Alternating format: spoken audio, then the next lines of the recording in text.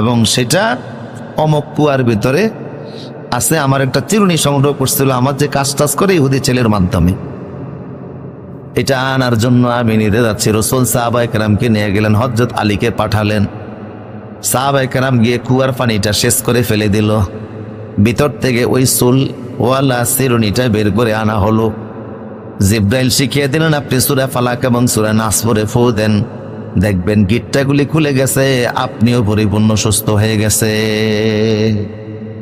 রাসূল পড়তে লাগলেন, কুল আউযু বিরাব্বিল ফালাক মিন শাররি মা খালাক। এইভাবে করে সূরা ফালাক পড়লেন, সূরা নাস পড়লেন, একটা একটা করে গিট্টা খুলল। সূরা ফালাক এবং নাসের 11টা আয়াত তিনি ফু দিতে লাগলেন, তেলাওয়াত করতে লাগলেন, গিট খুলে গেল, পরিপূর্ণ সুস্থ হয়ে গেলেন। একেবারে সুস্থ, মনে হয় যেন কোনো অসুস্থতাই নাই।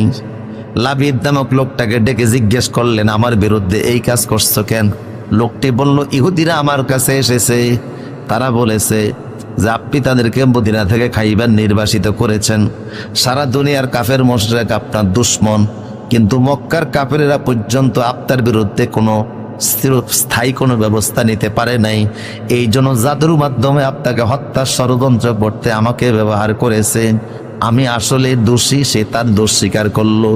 আল্লাহর নবী এত বড় অপরাধ করার পরেও তারে তিনি ক্ষমা করে দিলেন। কারণ রাসূল ব্যক্তিগত কারণে কারোর থেকে জীবনও প্রতিশোধ নেন নাই। সুবহানাল্লাহ। শরীয়তের অপরাধে যদি কেউ অপরাধী হয়েছে, রাসূল শাস্তি দিয়েছেন, ব্যক্তিগত কারণে কারোর থেকে তিনি শাস্তি নেন নাই। প্রিয় সুধী,